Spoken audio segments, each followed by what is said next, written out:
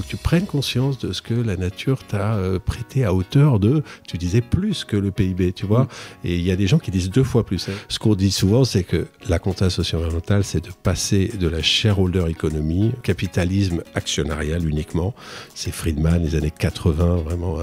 Et c'est de passer de ça au stakeholder economy, et toute la recherche en théorie des organisations, elle montre qu'aujourd'hui, une organisation doit prendre ses parties prenantes, tu vois. Ce qui serait mauvais, c'est de se dire que la nature vaut 2500 milliards et que ça.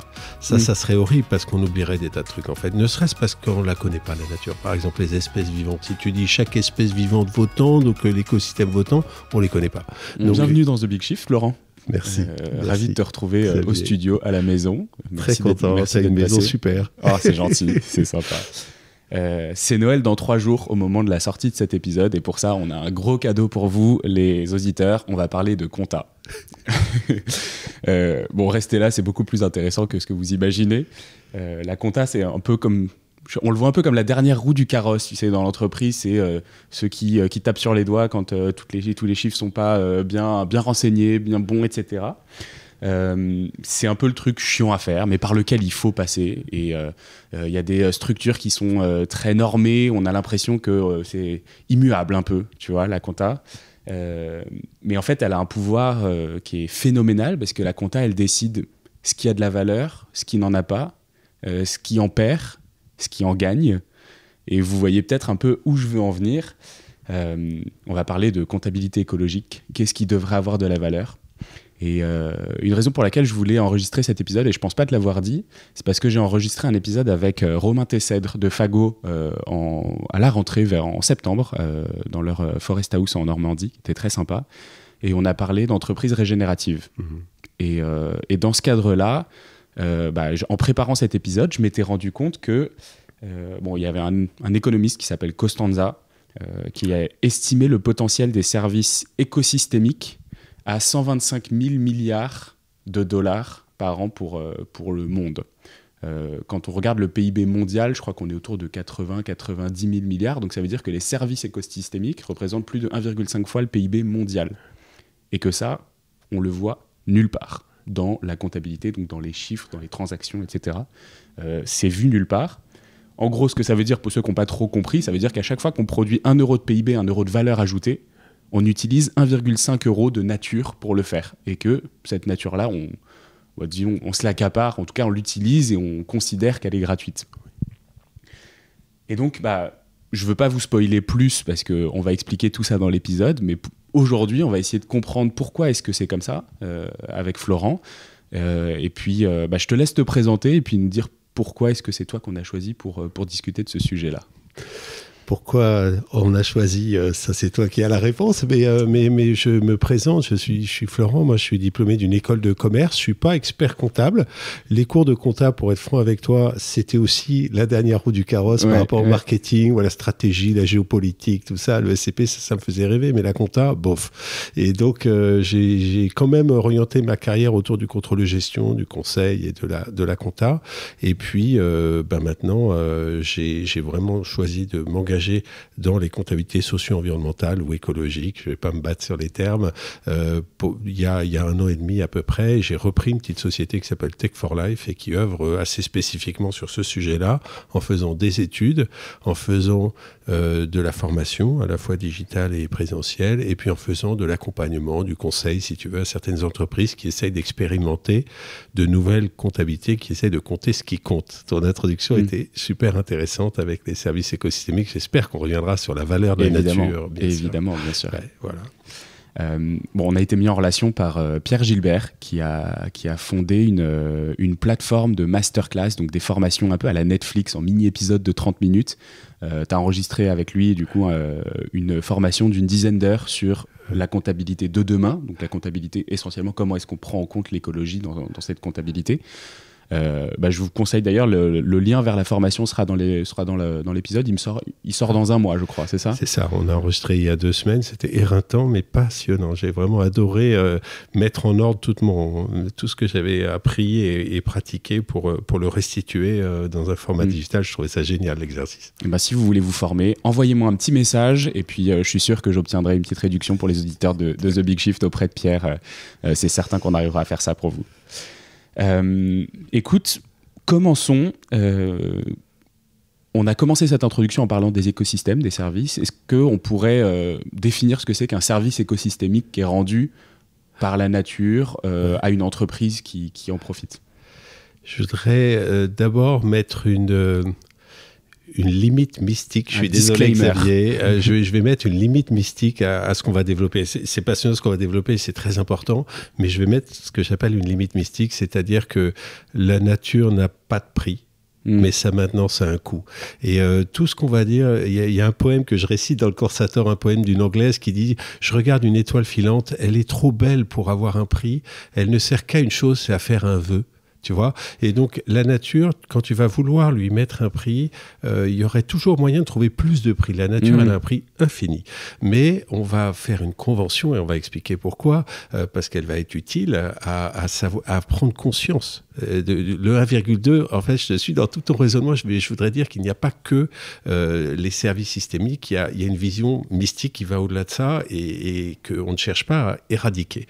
Par contre, on met ce chiffre de 1,25, je crois que c'était sur ce ratio. Il y a d'autres ratios qui sont beaucoup plus grands, puisqu'il y a beaucoup d'estimations différentes des services écosystémiques. Un service écosystémique, c'est quoi?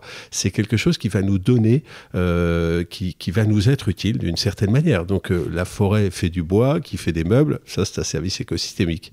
L'abeille pollinise les plantes, la fleur, et bien ça c'est un service écosystémique. L'eau nous désaltère, on pourrait dire que c'est un service écosystémique, tu vois. On reviendra sur ce sujet. Voilà, donc, et ces services, on en bénéficie, mais on les considère comme gratuits et infinis. Gratuit, c'est vrai qu'il ne nous envoie pas la facture aujourd'hui, mais on pourra en reparler. La nature, de temps en temps, elle te renvoie la facture après, si tu veux, tu vois, quand tu la maltraites vraiment d'une certaine manière. Voilà, quand il n'est plus là, le service, là, tu commences à te rendre compte de ce que tu as perdu. Là, maintenant, la nature n'a pas de prix, mais maintenant, ça a un coût. Et si tu t'occupes pas de le maintenir en état, tu vas payer en fin de compte. Donc, tu vois, et puis... elle est comme un actionnaire, en fait. On va arriver là-dessus, mais comme un actionnaire, tu as prêté de l'argent et finalement ta compta, elle sert à savoir combien va falloir que tu le rendes au bout du compte. C'est ça la compta depuis 5 siècles. Eh bien, la nature, elle te prête plein de trucs dont tu ne te rends pas compte depuis les Lumières, qu'on posait le postulat que la nature était infinie et gratuite. Eh bien, ça, c'est un postulat qui nous a amené un peu dans le mur, on l'a vu, et on va essayer de prendre conscience de la valeur de ce qu'elle m'a prêté pour me dire qu'est-ce que je vais lui rendre, en fait. Et derrière ça, c'est pas seulement à elle, c'est aussi aux générations futures, parce qu'il y a une question d'habitabilité, évidemment, de la Terre, dont on prend parfaitement conscience aujourd'hui avec les limites planétaires.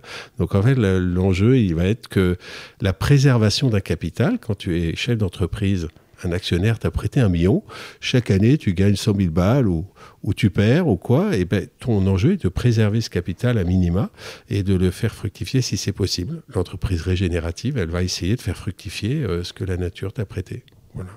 Écoute, hyper intéressant, et en fait, je me rends compte qu'en préparant cet épisode, j'avais pas du tout abordé la question philosophique de est-ce qu'il faut mettre un coup à la nature. Je me suis tout de suite dit, bah oui, évidemment, c'est forcément positif de donner un coup à la nature parce que tu te rends compte de ce que tu prends.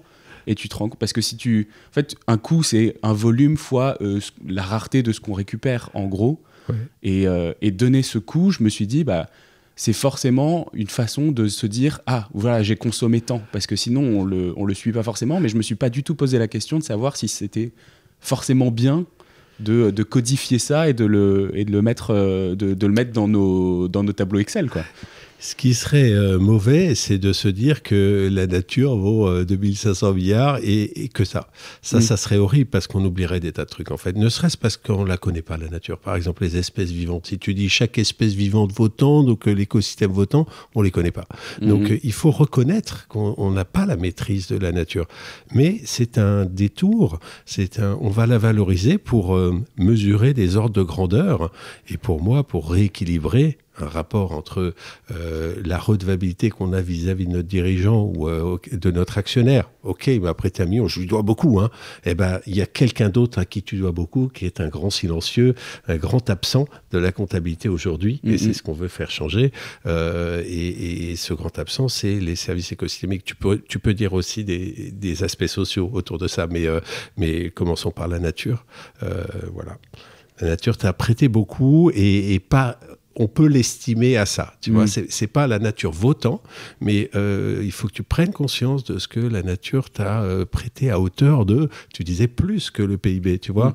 Et il y a des gens qui disent 2 fois plus. Il y a des gens qui font des bilans des entreprises avec mon bilan économique, c'est ça. Puis après, j'ai des couches de bilan qui sont pas économiques, mais socio-environnementales.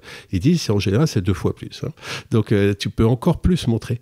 Ce qui est important, c'est de s'ouvrir l'esprit à ce que les entreprises doivent aussi à la nature, comme elles doivent à leurs actionnaires. Et moi, je rêve du moment où la publication des comptes naturels d'une entreprise, le chef d'entreprise que j'ai été dans ma carrière sera aussi stressé et pétoché que dans son conseil d'administration. Tu vois, le conseil d'administration, il passe devant l'actionnaire peut lui dire dehors et tout.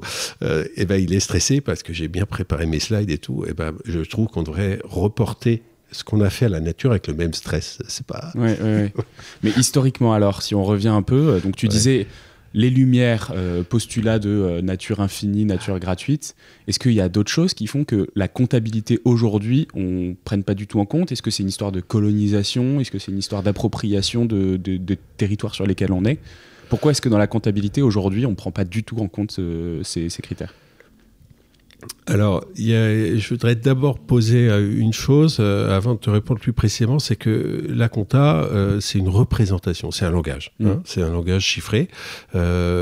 Compter étymologiquement, c'est-à-dire comme putare, comme c'est avec, hein, compagnon, et puis putare, putatif, c'est l'expérience de la pensée. En fait, la comptabilité, c'est penser avec. Alors tu peux dire c'est penser avec des chiffres, ou c'est penser avec des contreparties, que ce soit mon actionnaire ou mon fournisseur. Tu sais, les comptes, c'est toujours en partie double, avec ça va à gauche et ça va à droite, et on exprime des dettes et des... Donc, la comptabilité, c'est une représentation qui a toujours suivi les évolutions de la civilisation. Donc, si tu me permets, je vais reformuler ta question un peu différemment, merci. Eh bien, je vais la reformuler en disant pourquoi la comptabilité n'a-t-elle pas suivi la prise de conscience de la finitude du monde qu'on a maintenant depuis les scientifiques, ça fait quand même 50 ans, même 100 ans qu'ils nous le disent, et maintenant, justement, l'économie commence à dire, voilà, ça va plus. Il y a pas mal de gens dans le monde économique qui disent des fonds d'investissement, je pense à Fabrice Bodifet, il y a plein de gens qui nous disent que les limites sont là et qu'il faut voilà. Alors, donc, pourquoi la compta n'a pas suivi aujourd'hui? Alors, maintenant, je viens sur ta question. Historiquement, la compta existe depuis absolument toujours. J'ai été surpris en préparant ce Corsator et en remontant vraiment loin de comprendre que on a compté avant d'écrire. Tu as à l'Aurignacien, c'est-à-dire il y a 20-30 000 ans, tu as des bouts de bois ou des bouts d'os qui sont entaillés. Et il y a quelqu'un qui a compté un truc en mettant des entailles, tu vois. Cette personne était très très loin de savoir lire et écrire, il n'y avait pas d'écriture, et puis même on pourrait dire qu'il était loin des maths. On ne sait pas si on savait faire des additions à l'époque, hein. 3 plus 2 égale 5, on ne sait pas vraiment. En tout cas, cette personne, elle a compté. Alors, est-ce qu'elle a compté des lunes? Est-ce qu'elle a compté le gibier qui rentrait, le tableau de chasse? Bon, mais la compta, elle est arrivée, elle a toujours suivi le développement de la civilisation. Évidemment, au néolithique, c'est devenu très important de compter, parce que quand tu as un troupeau, tu pars avec 28 chèvres dans la montagne, et tu en as 2 mangés par le loup, 3 perdus, 10 nouveaux agneaux, et là, assez vite, la mécanique se met en place de la communauté m'a prêté 28 chèvres, je reviens avec 34, bien joué, cette année, c'est pas mal. Donc, elle a suivi la civilisation. Et pourquoi je dis qu'aux Lumières, il y a eu cette déconnexion, ce décollage de l'économie qui est devenu hors sol, en fait, et au point de, considérant la nature comme gratuite, prendre ce que la nature me donnait, le valoriser, le cramer, j'ai envie de dire, et produire mon profit avec, et jeter ce qui reste dans la nature. Eh bien, ça date vraiment des Lumières. Je vais prendre l'exemple de John Locke et son rapport à la propriété, qui est connu pour ceux qui ont fait de l'histoire un peu ou de la philo, parce que c'est des questions qui nous connectent à la philo. Il dit, quand je vais me promener il se pose la question, qu'est-ce qui m'appartient? Et il dit, mon corps, il m'appartient, ça c'est sûr, hein, il n'a personne d'autre et tout.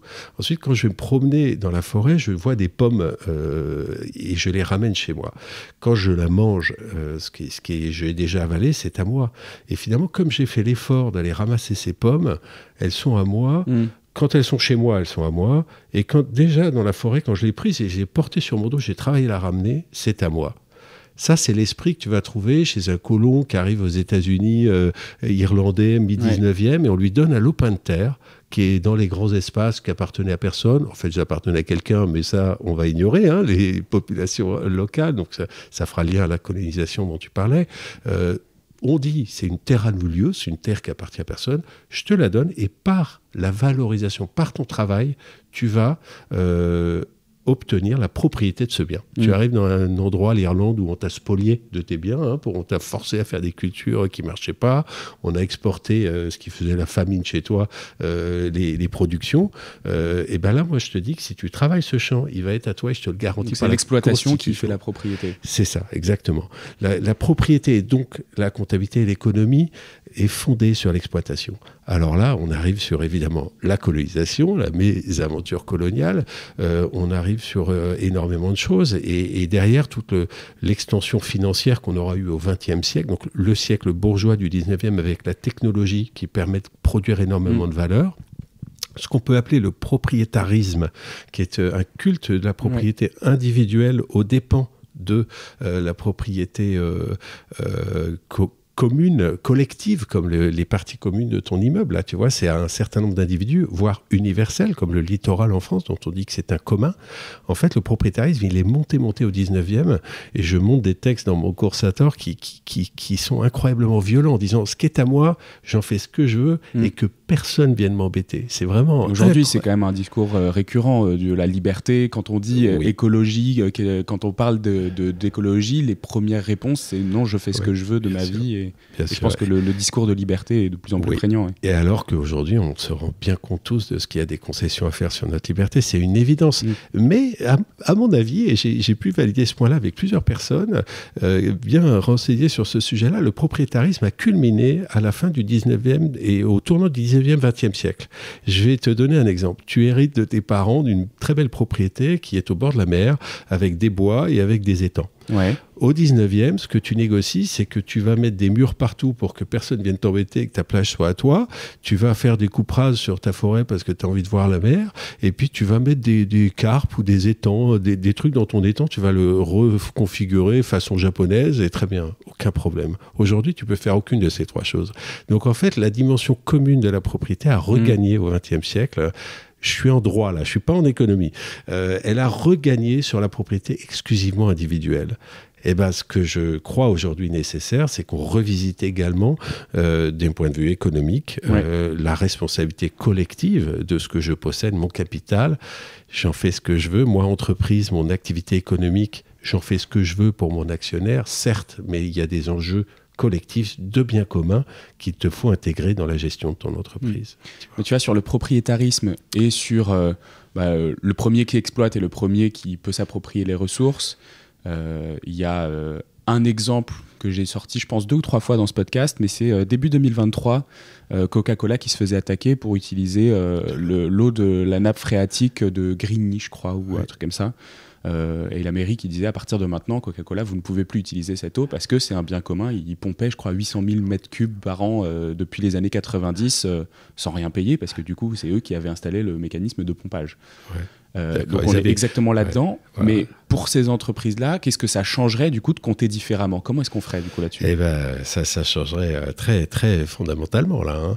Un business extractiviste comme ça, il faudrait qu'il chiffre le fait qu'il va pomper dans un capital naturel qui est partagé, et donc il faudrait qu'il chiffre une dette quand il va pomper parce qu'on a besoin de boire. Alors boire du coca c'est pas nécessaire, mais ça c'est un autre débat. Mais il pomperait et il essaierait d'estimer, alors ça dépend des méthodes comptables, il y a plusieurs comptabilités, plusieurs méthodes, plusieurs en France, on va certainement pas pouvoir rentrer trop dans le détail aujourd'hui, mais il y a des méthodes qui se fonde, comme la méthode CARE, qui est peut-être la plus connue en France, qui a fait l'objet du plus gros effort de recherche et d'expérimentation, hein, eh bien cette méthode, elle va partir des coûts de préservation de la nature. C'est-à-dire, elle va dire, si jamais je devais rétablir l'écosystème en bonne santé, la santé écologique, qu'est-ce qu'il faudrait que je fasse? Eh ben, si tu me dis que tu as pompé 3/4 de la nappe, il faudrait que tu te préoccupes de la re-remplir, en fait. C'est tout, hein. C'est tout. Si tu bétonnes un pré où il y a des vers de terre et des semences dormantes, eh bien, tu as bétonné ça, il faut que tu remettes en état. De même que les mines, à la fin de leur exploitation d'une concession minière, Jared Diamond montre bien ça dans le Montana, hein, très tôt, dès les années 70, mais je parlais avec quelqu'un du ciment qui fait des mines d'argile des extractions d'argile et de calcaire, c'est pareil en France, tu remets les choses dans l'état où tu as trouvé. C'est normal. Et dans le cas de Coca-Cola, du coup, comment on fait ils auraient des coûts à prendre sur leur profit. Parce que comme tu l'as dit, ce qu'ils ont négocié, c'est une concession où moi j'installe toute ma machine, ça va me coûter très cher pour pomper, parce que vous, la mairie, vous n'y arriverez jamais. Moi, je connais ça. Donc voilà, et puis je vais vendre mon Coca, et donc voilà mon profit. Et bien, sur ce profit-là, demain, il faudrait dire, hop, il y a une partie que je vais prendre pour remettre en état. Mais ça rend pas de l'eau, du coup. Enfin, c'est compliqué. Alors, ça dépend. C'est comme de la compensation. Dans un certain nombre de cas, c'est difficile Je peux pas te dire ce que ferait Coca-Cola pour remettre l'écosystème en bonne santé. Je peux pas te le dire. Évidemment, il y a des principes de compensation super choquants. Hein. S'il achète un produit bidon au Groenland pour dire, voyez, c'est bon, vous inquiétez plus, c'est sous contrôle. Évidemment que c'est choquant.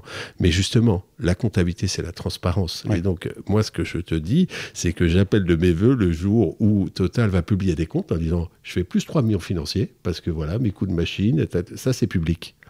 Du point de vue de la nature, je fais moins d'1 million, mais bonne nouvelle, j'ai quand même pris 1 million de mes 3 millions pour le mettre de côté, parce que je pense qu'il va me permettre de rétablir au moins à moitié, admettons, hein, je dis ça, j'invente, hein, je rétablis la moitié du dommage que je crée en prenant un tiers de mes profits, je dis n'importe quoi, et voilà comment je vais utiliser ça. Après, on va regarder la manière dont, année après année, Total va rembourser sa dette écologique. Est-ce qu'il aura fait effectivement ça? Et ça se verra. Donc en fait, tu auras 3 comptes de résultats. Tu auras un compte qui est le financier, un autre qui est l'économique, qui est l'écologique, pardon, qu'est-ce que je fais de ce que j'ai reçu de la nature. Et le financier, c'est qu'est-ce que je fais de ce que j'ai reçu de mon actionnaire. Et le social, qu'est-ce que je fais de ce que j'ai reçu de la société, tu vois. Et ces 3 comptes, ils sont pas compensables. Tu peux pas dire je bousille la nature, mais c'est pas grave parce que je fais du profit. Ça n'a aucun sens. Et ça, si on sort ces comptes-là, personne ne voudra faire ça, c'est pas possible si tu veux. Et ce que ça permettra d'éviter, c'est une boîte qui fait 3 millions de profits, 10 millions de pertes écologiques, qui investit 15 000 balles dans une forêt au Gabon et qui te dit sur son site web en énorme, regardez, je suis régénérateur de forêt au Gabon. Parce que 15 000 moins 10 millions, c'est juste ridicule, quoi. Et ben, ce qu'on veut faire en compta, c'est avec des chiffres fiables, parce que la compta, c'est fiable. Quand Total publie ses chiffres, tout le monde râle, mais personne ne râle sur le chiffre d'affaires de Total ou le montant de produits intermédiaires, de schiste bitumineux en stock chez Total. Personne ne râle, parce que si le chiffre était faux, ils iraient en prison, de toute façon. Donc, c'est connecté à la loi. Donc, aujourd'hui, on n'est pas mûr pour le faire parce qu'on fait des recherches et il y a des gens qui cherchent à chiffrer ces services écosystémiques. Le pari, il est de dire que comme la compta a réussi à chiffrer des trucs incroyablement difficiles, hein, tu regardes la supply chain des semi-conducteurs qu'il y a dans ton matériel électronique là, c'est incroyable comme elle est intégrée au niveau mondial. Est-ce qu'on connaît les niveaux de stock, les variations et tout? Le prix de revient, c'est magnifique, ça s'est fait pendant des années. Au début, ils étaient faux, il s'est affiné. Aujourd'hui, c'est une belle mécanique. Et ben, on veut construire une mécanique comme ça. On en a pour des années, mais c'est ce qu'on veut faire, voilà. Ok, super intéressant. Effectivement, ça a l'air très très systémique parce que c'est au niveau de l'entreprise, au niveau de la loi. Il faudrait des commissaires aux comptes écologiques. Exactement. Il faudrait que chaque entreprise soit en mesure d'être transparente de la même façon que sur ses comptes financiers. Il faudrait que déjà on sache effectivement comment faire pour avoir la valeur réelle de l'impact. Donc en fait, on va encore. J'ai l'impression que c'est presque une sorte de bilan environnemental, mais comme si on prenait un bilan carbone aujourd'hui, qu'on l'ouvrait, qu'on le faisait devenir beaucoup plus important et qu'on essayait vraiment d'avoir tous les critères d'impact possibles et qu'en plus on les chiffrait et on donnait leur valeur économique dessus. Absolument. Et pour toutes les entreprises, que ce soit dans l'industrie, dans les services. Donc c'est mondial et systémique et monumental. Absolument, c'est monumental, c'est mondial. On a préparé une tribune là qui va sortir dans la presse prochainement et on appelle de nos voeux quelque chose de mondial. Aujourd'hui, c'est pas le cas du tout. Aujourd'hui, l'Europe est très avancée dans ce qu'on appelle le reporting extra-financier. C'est pas de la compta, c'est juste des déclarations, mais c'est déjà énorme et ça va être un énorme chantier que les grandes entreprises européennes et même extraterritoriales, l'Europe commence à faire de l'extraterritorialité, soient contraintes de dire déjà ce qu'elles font comme impact. Et en matérialité forte, double matérialité, c'est une matérialité d'impact. Je dois dire tout ce qui touche la nature, pas seulement ce qui va toucher la valeur de ma boîte. Donc c'est quand même vachement important cette avance. Et puis derrière, il y a une vision américaine, on les oppose parfois, elles vont toutes les deux dans le bon sens, mais il y en a une qui va plus loin que l'autre. Mais donc on va effectivement vers un changement de fond, mais sur lequel je pense que l'Europe peut jouer un rôle pionnier, comme elle a joué sur plein de sujets, comme par exemple la protection des données personnelles. Tu étais peut-être encore au berceau au début des années 2000, mais moi, je peux te dire... Ça va, tu étais déjà adulte. Et ben, je sais pas si tu te souviens du moment où on a dit, mais c'est génial ce Gmail et tout le monde était trop content, et puis il y a des gens qui nous ont mis une règle hyper contraignante en disant, attendez, il y a un deal, vous vous rendez pas compte, c'est qu'on utilise vos données, il faut que vous soyez... Je vous force à être conscient de ça. Tout le monde entier a rigolé de l'Europe en disant, moi j'habitais en Chine à cette époque-là, ils font n'importe quoi, ils se mettent de la contrainte, ils se mettent des bâtons dans les roues. Aujourd'hui, il y a 100 pays, plus de 100 pays qui ont des règles de protection de données directement inspirées de l'Europe.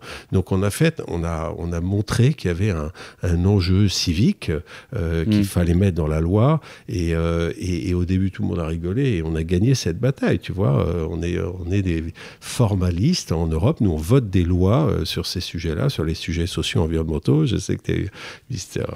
Glucksmann dans le exact. Voilà. Donc il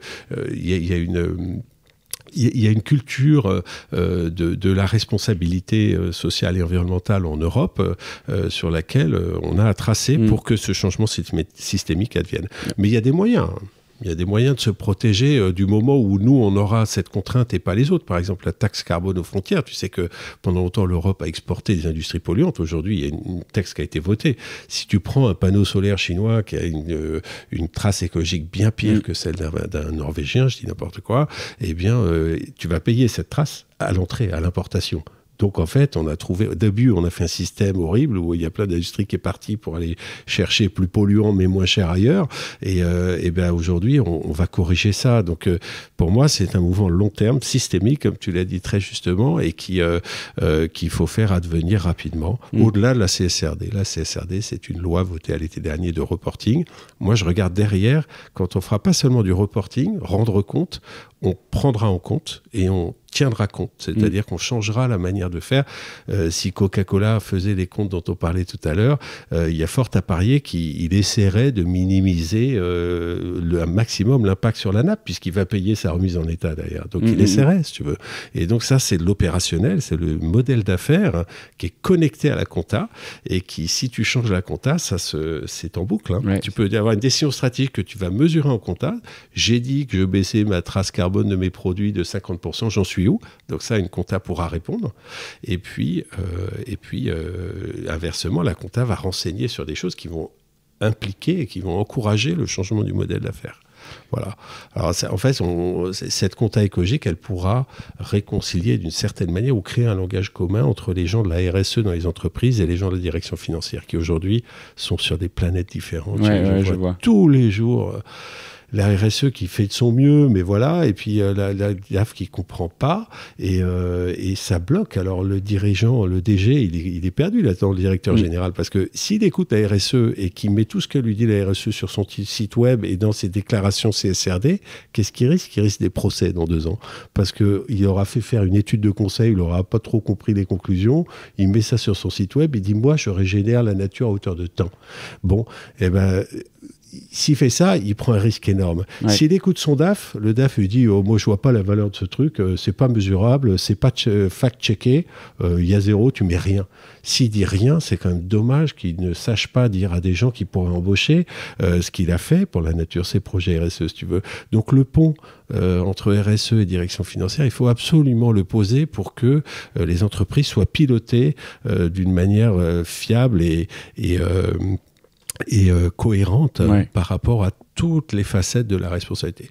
Ce qu'on dit souvent, c'est que la compta socio-environnementale, c'est de passer de la shareholder economy, le capitalisme actionnarial uniquement, c'est Friedman, les années 80, vraiment, et c'est de passer de ça au stakeholder economy, et toute la recherche en théorie des organisations, elle montre qu'aujourd'hui, une organisation doit prendre ses parties prenantes, tu vois. Et ben, c'est ça qu'on fait, en fait, tu vois, puisqu'on aura des reportings qui pourront renseigner. Aujourd'hui, Total, on a des chiffres super précis sur le financier, mais on dit qu'en Ouganda, vous abîmez la forêt de temps, et là, on part dans des débats où on ne sait pas où on en est. Bah, demain, on a une compta qui dise, moi, c'est ça le bilan, et qu'elle ait cette fiabilité. Il y a beaucoup de boulot de part et d'autre. Alors, j'aimerais bien qu'on revienne un peu sur la partie qu'on a commencé à évoquer sur les enjeux... les enjeux systémiques de comment est-ce que ça se met en place. Mais avant ça, pour être certain que tout le monde ait compris, j'aimerais qu'on fasse un petit exercice. Imaginons que je suis un arbre, je suis dans une forêt, voilà, je suis à disposition d'une scierie et probablement que je vais être transformé en meuble. Comment est-ce que je serais comptabilisé aujourd'hui et comment est-ce que je pourrais être comptabilisé demain si on appliquait tout ce dont tu m'as parlé là? Je suis un arbre. Alors, ou moi, ou toi. Ou nous sommes des arbres et nous sommes prêts à découper. Alors, il y a plusieurs manières de considérer ta valeur comme un arbre. La première, c'est la valeur d'usage. C'est que si je te coupe et que je fais des planches, je peux tirer 14 € chez Ikea. Donc ça, c'est une valeur, mais complètement minimaliste. Ce que va faire la comptabilité socio-environnementale pour essayer d'estimer, encore une fois, c'est une estimation forcément sous la réalité, mais c'est pas grave parce qu'elle nous fait comprendre la valeur énorme de ce que la nature nous fournit, la valeur. Et cette valeur-là, on va la respecter, on va être redevable vis-à-vis de cette valeur. C'est le but de la manœuvre. Une valeur d'usage, c'est de dire tu es un arbre dans une forêt, forêt du Tronchet, eh bien...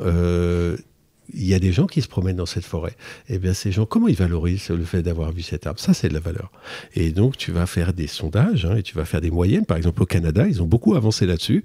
Dans une ville où il y a un bois à côté, ils vont demander aux gens, tu peux penser au bois de Boulogne à Paris ou au bois de Vincennes, tu vas demander aux Parisiens, votre promenade, imaginez, demain je vous enlève le bois de Boulogne, vous seriez prêt à payer combien ou devient payant? Alors c'est dur de poser la question parce que c'est horrible. Mais imaginons que vous n'ayez plus de bois de Boulogne, combien vous seriez prêt à payer pour qu'il revienne? Moi je mets 25 € pour me promener le dimanche là-bas.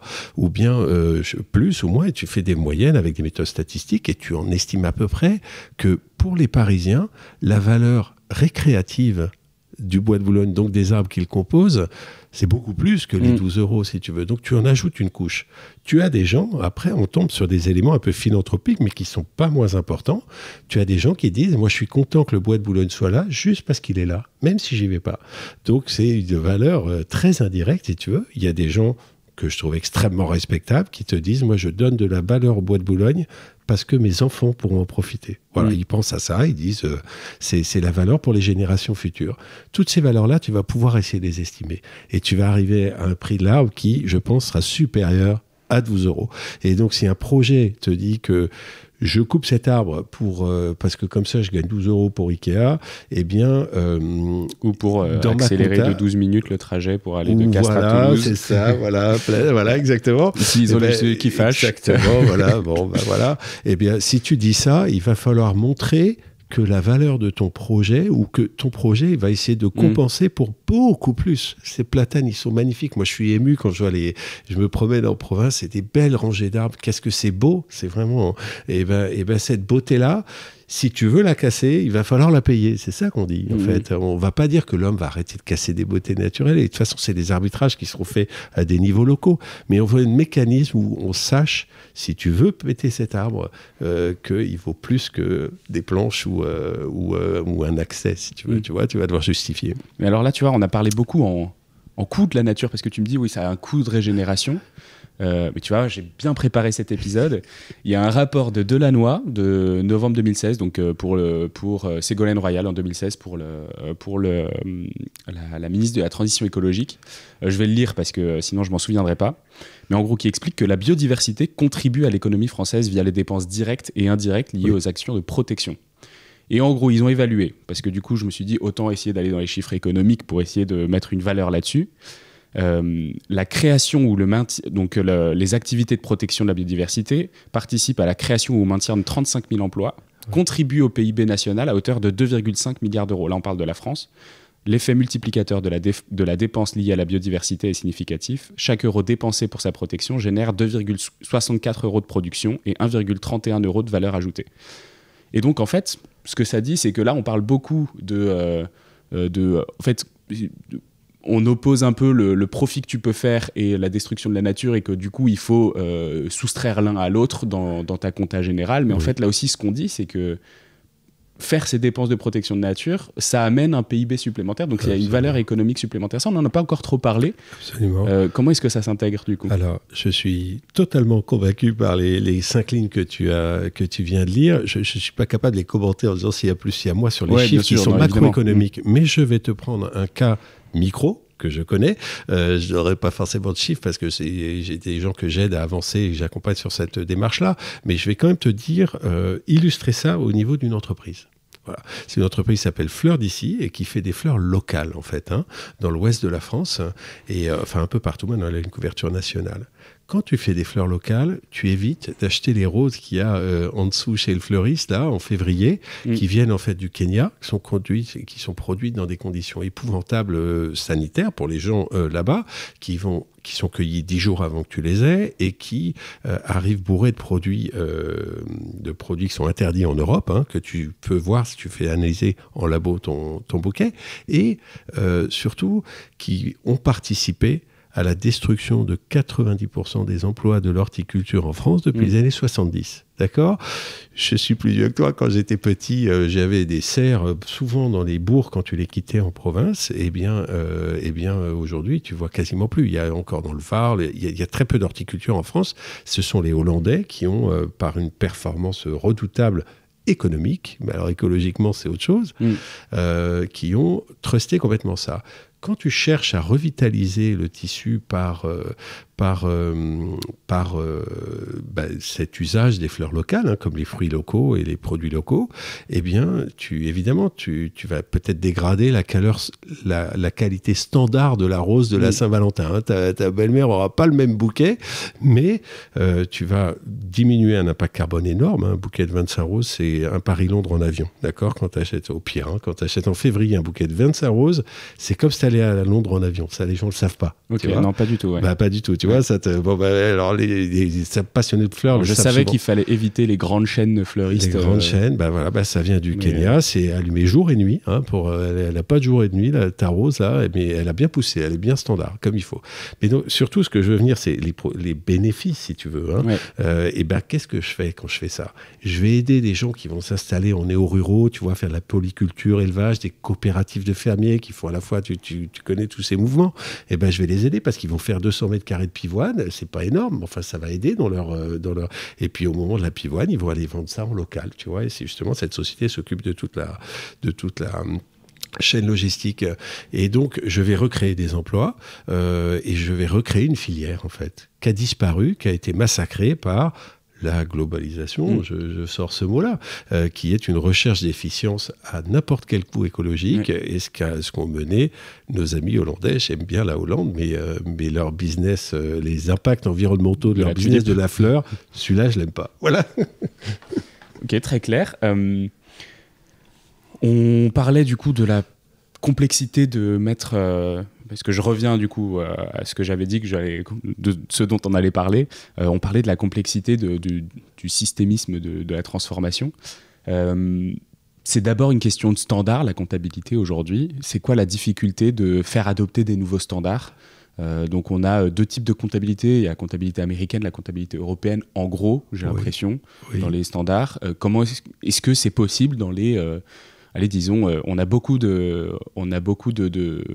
deadline à 2030 sur la partie climat, sur la partie biodiversité, sur les limites planétaires. Est-ce qu'en 2030, on pourrait voir des nouvelles standardisations qui sont mises en application dans les entreprises, ou est-ce que c'est encore un peu trop tôt ? Je commence par un oui teinté d'optimisme et d'espoir, les deux. Maintenant, je développe Ta question, elle est super intéressante. Je voudrais d'abord dire que c'est pas tellement la France qui décide de ces normes comptables, c'est l'Europe aujourd'hui. Donc, il y a un organisme qui s'appelle l'EFRAG, qui travaille déjà beaucoup avec Patrick de Cambourg, travaille déjà beaucoup sur les questions de reporting extra-financier, mais je crois avoir montré la manière dont la compta, ça va aller plus profondément, en lien plus étroit, plus de levier sur le modèle d'affaires. Donc, l'Europe, nous préparons un plaidoyer qu'on va essayer de porter au Parlement européen prochainement. L'Europe sera l'instance qui va décider de nouvelles normes comptables applicables aux entreprises françaises. D'accord ? Même s'il y a en France, évidemment, l'ANC, l'autorité des normes comptables. Voilà. Tu as parlé d'une différence entre France et États-Unis. Si tu faisais référence par là à la comptabilité en coût historique ou en coût de fair value, de valeur actuelle... Bon, je n'avais pas ces connaissances-là. Il y a un vieux débat, mais qui est un petit peu quand même passé aujourd'hui. On va dire que la comptabilité continentale européenne en coût historique a globalement perdu une bataille vis-à-vis d'une comptabilité qu'on peut appeler anglo-saxonne en valeur actuelle. Là, je pense qu'on rentre trop dans de l'expertise, mais c'est un sujet passionnant. Mais je vais juste résumer par une phrase très importante. Pendant longtemps, on a considéré que la valeur d'une entreprise, c'est que je prenais toutes ces transactions passées et ça me disait, voilà, ça me dit est-ce que ça vaut l'entreprise puisqu'ils ont déjà fait. Ensuite, on a dit, mais non, c'est pas ça. Par exemple, si j'avais acheté un immeuble, je vois un immeuble en face de moi, il y a 20 ans, je l'avais acheté tant. La valeur actuelle, elle te dit, non, s'il vaut tant aujourd'hui sur le marché, même si c'est plus, je prends la valeur. Parce qu'elle est déjà là et il est à toi là, et il vaut très cher. Donc c'est plus précis de dire si tu devais vendre la boîte demain, tu aurais le prix d'aujourd'hui de cet immeuble. Le problème, c'est que c'est pas forcément très prudent. Avant, on le faisait, mais que quand ça baissait, en fait, le principe de prudence. Donc, la compta du présent, elle nous amène à des fluctuations et à ce que j'appelle une tyrannie du présent, une volatilité terrible qui est celle de la... C'est ce qui permet à Elon Musk d'acheter Twitter avec des collatéraux de sa boîte de Tesla dont il n'a pas la propriété des actions en direct. Voilà, c'est exactement ça, Xavier. Et puis, je vais donner un chiffre aussi, c'est que sur certains marchés américains, je crois que c'est le Nasdaq, je suis pas certain, mais certains marchés américains, la durée de détention d'une action aujourd'hui, c'est 2 jours et demi. D'accord ? Une action sur les marchés actions, dans ce qu'a dit le capitalisme au début, c'est que tel entrepreneur, moi je suis investisseur, j'ai regardé ce qu'il faisait, Elon Musk il fait des voitures, j'aime bien, je lui confie mon argent parce que je pense que sa stratégie est bonne et que les fruits de sa stratégie vont me bénéficier. Bon, ça c'est d'accord, mais quand tu fais ça en 2 jours et demi, il n'a pas le temps de changer la face du secteur automobile mondial. Tu fais juste ça parce que tu penses que demain, quand il va déclarer ses chiffres d'affaires, ça sera un peu plus que ça, donc il y aura plus 3%, et voilà, en 2 jours, je fais 3%. Bon, ça, on est éloigné du compagnonnage entre l'actionnaire et le dirigeant sur lequel s'était fondé le capitalisme. Tu veux, on est dans la spéculation. Je pense qu'il y a peu de gens pour contester ça. Donc en fait, nous, ce qu'on dit avec comptabilité socio-environnementale, c'est que fini le coût historique, parce que c'est vrai qu'il est retardé d'un cran. Fini la valeur actuelle, là, parce qu'elle nous soumet à la tyrannie du présent et à des mouvements browniens spéculatifs difficiles, c'est la comptabilité de l'avenir, tout simplement. Très événementiel. C'est ce que je te disais tout à l'heure, c'est-à-dire que quand Coca-Cola fait sa source, eh bien, je pense à reconstituer Mana. Ça, c'est ce que j'appelle une comptabilité d'avenir, c'est-à-dire qu'on garantit l'habitabilité de la planète pour les générations futures. C'est ça qu'on veut faire. Et alors, comment ça se traduit donc dans votre tribune et dans nos activités, donc là, on a fait un projet que j'ai trouvé vraiment... Ça, c'est avec Tech for Life ou Voilà, Tech for Life, c'est la société Tech for Life, avec d'autres gens. On a fait avec des membres du cabinet RSM, un cabinet d'audit, des grands cabinets français, et puis avec des étudiants d'une association de l'école de commerce HEC qui s'appelle HEC Impulse, qui consiste à détacher des étudiants pendant 5-6 mois sur des projets qu'ils trouvent intéressants, projets impact. D'accord. Ton podcast est vraiment sur l'impact, et je signale cette association qui est vraiment super. Donc on fait un dossier, on postule, et puis s'ils sont d'accord, si les étudiants trouvent ça intéressant, ils te donnent 5 étudiants pendant 6 mois. Et c'est super, parce qu'on a eu des gens extraordinaires qui nous ont même questionner, challenger dans nos trucs, et on a fait un recensement et des retours d'expérience de mise en œuvre de comptabilité socio-environnementale. Parce que j'ai pas répondu complètement à ta question, il y a des standards, mais il y a aussi des pionniers qui essayent. Ouais. Le standard, c'est top-down, ça descend, c'est voté à Bruxelles, et puis maintenant, il faut le faire, c'est SRD. Mais il y a des pionniers qui essayent, il y en a plein, il y en a des dizaines. Et bien, ce qu'on a voulu faire dans cette étude, et ces dizaines-là, elles vont venir nourrir la future norme, si tu veux, tu vois, en disant... Moi, donc ça veut dire qu'en tant qu'entreprise, aujourd'hui, tu as le droit de faire une compta qui est différente de celle celle des normes tu vas pas dire classiques. j'ai provisionné tant pour les bénéfices écologiques et donc je paye pas d'impôts à Bercy. Ouais. Donc là, on tombe sur le ministère de la Transition, le ministère de l'Économie qui ont des intérêts un peu divergents. Il y en a qui veulent financer et d'autres qui veulent que les boîtes fassent du profit et qu'elles payent des impôts. C'est normal, c'est un conflit d'intérêts structurel, mais qui se manifeste là. Alors, ce projet Cube, eh bien, on a fait ce recensement, on a listé des dizaines d'entreprises, on en a interviewé comment ça s'est passé, ça a duré plus longtemps ou pas, directement les entreprises, hein, pas les méthodes comme CARE dont j'ai parlé, ou Lift, ou Goodwill Management. Il y a plusieurs méthodes, compta universel, il y en a 6 ou 7 en France. Eh bien, on a interrogé les entreprises qui, de manière pionnière, volontaire, avaient essayé. Et on leur a dit comment ça s'est passé, est-ce que vous avez réussi à déployer, vous avez fait un pilote, vous avez quelles leçons vous en retirez.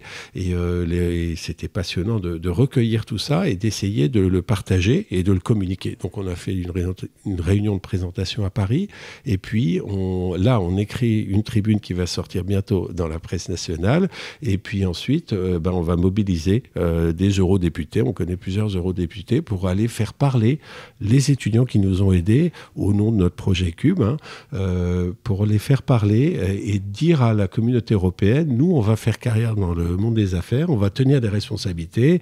On n'a pas envie d'être sur des comptes qui racontent un tiers de l'histoire, en fait. On voudrait bien avoir des comptes qui vont nous permettre de piloter le business de manière équilibrée, parce que c'est ce que veulent les jeunes HEC aujourd'hui. Et donc voilà, c'est ce plaidoyer-là qu'on va essayer de porter à la communauté européenne. Ok, ce serait quoi, avant de boucler cet épisode qui dure depuis déjà bien 50 minutes, si tu avais un conseil à donner à une entreprise qui produit des produits, pas forcément des services, mais plutôt du produit, quelque chose de assez matériel, ce serait quoi la première étape pour essayer d'intégrer quelque chose, même si on ne fait pas tout d'un coup, parce que c'est compliqué. Ce serait quoi la première étape qui te paraît la plus importante ? Je vais en dire plusieurs, si tu veux bien. La première, c'est formez-vous à ce que sont les comptabilités socio-environnementales, parce que n'attendez pas qu'une norme soit publiée par votre expert comptable, parce qu'il y a des expérimentations. Ouvrez les yeux sur ce qui est aujourd'hui disponible en termes de comptabilité socio-environnementale, les gens qui ont essayé, ce qu'ils en ont retiré. Il y a déjà de la pratique, vraiment beaucoup. Il y a des groupes qui font ça complètement. Et donc, ouvrez les yeux, formez-vous. Les étapes suivantes, ça sera de choisir une méthode pour se jeter à l'eau s'ils le souhaitent. Et là, il y a un choix qui est un peu difficile entre le niveau d'ambition, on parlait de CARE tout à l'heure, qui est extrêmement ambitieux, et le niveau d'accessibilité. Mais le problème, c'est que si on choisit vraiment le total accessible, on tombe sur des choses pas forcément... voilà, il faut voir ce qui est faisable, en fait, pour vous. Et à ce moment-là, expérimentez. Voilà mon conseil. Écoutez, expérimenter. Voilà les deux verbes que j'ai envie de dire pour tester ça, en parler autour de vous, connaître des gens qui le font, parce que si vous ne le faites pas, ça va venir sous la forme de la coercition avec la norme CSRD qui va vous tomber tout à coup. Vous êtes une PME qui fait des produits, tout à coup vous travaillez pour un grand groupe, Michelin, je dis n'importe quoi, qui va vous dire moi je suis CSRD, donc maintenant il faut que vous me déclariez tout ça parce qu'on va dans les scopes 2 et 3. Et donc vous allez devoir remplir des formulaires. Alors que là, ce qu'on vous propose, c'est d'essayer de mesurer ce que vaut votre entreprise, pas seulement vis-à-vis de l'actionnaire, mais ce qu'elle vaut aussi vis-à-vis de la nature. Si vous détruisez la nature à tout va, elle ne vaut pas grand-chose. Elle est même, on pourrait dire, en faillite écologique. Et si vous voulez mon avis, si vous ne faites rien, dans quelques années, on va vous en reparler de la faillite écologique. Et c'est quand même un process qui est quand même légal, si tu veux. La faillite, c'est au tribunal. C'est un terme... inventé ou c'est un terme J'ai posé la question à Emmanuel Faber qui intervenait au Bernardin récemment. Il m'a dit oui, le terme est intéressant, mais il n'a pas tellement développé. La faillite, c'est quoi ? Tu es dirigeant d'une entreprise. J'ai été dans une entreprise à un moment qui avait des difficultés. Les actionnaires t'ont passé 1 million. Tu as perdu 200 000, puis 250 000, puis encore 100 000 cette année. Oui. En fait, la moitié de ce que les gens t'ont donné, tu l'as cramé. Et voilà, c'est ça. Eh ben, il faut que tu ailles au tribunal, dire excusez-moi, moi, j'ai des employés, j'ai des stocks, j'ai des fournisseurs. Je suis en train de mettre en danger ça, ma boîte est en danger. Donc, je vous déclare que je suis en redressement, je ne sais pas quoi, puis il y a des tas de procédures. Donc, l'idée, c'est que quand tu as cramé ce qu'on t'a donné, actionnarial, tu es obligé d'aller te mettre sous la protection de l'État. File for protection en anglais. Et donc, cette idée-là, moi, je pense que, alors là, c'est pas demain, c'est après-demain, parce qu'il y a une connexion avec le juridique, mais une boîte qui est en faillite écologique, qui ne sait pas redresser son activité du point de vue écologique par des chiffres, la compta. Donc d'abord, on va faire la compta, puis après, on verra comment on tient la barre. Mais une boîte, moi, je pense qu'on devra l'appeler en faillite écologique. Voilà. Et donc, je reviens à ton conseil aux entreprises. L'évolution à long terme qu'on souhaite tous et qui est en train de se faire, c'est quand même une bonne nouvelle. C'est que on demande la prise en compte des impacts.